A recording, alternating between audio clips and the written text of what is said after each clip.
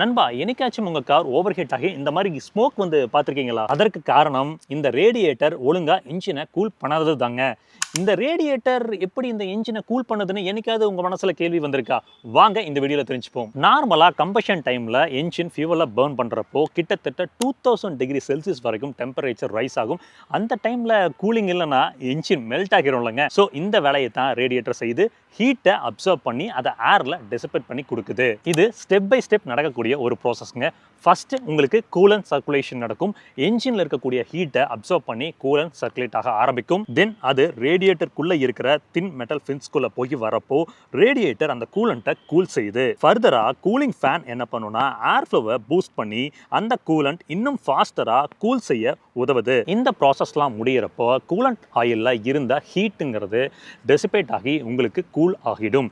அதன் பின் திரும்ப இந்த ரீசர்க்குலேஷன் ப்ராசஸ் நடக்குது. சப்போஸ் இந்த ரேடியேட்டர்ல ஃபெயிலியர் நடந்துச்சுன்னா என்ஜின் ஓவர் ஹீட் ஆகும், ஹெட் கேஸ்கட் ப்ளோன் ஆகும். அது கூடவே என்ஜின் ஃபெயிலியர் நடக்கிறதுக்கான வாய்ப்புகளும் இருக்கு. ஒரு சின்ன விஷயம் தான் உங்களுக்கு யூஸ்ஃபுல்லாக இருந்திருக்கும்னு நினைக்கிறேன். நெக்ஸ்ட் வீடியோல சந்திப்போம்.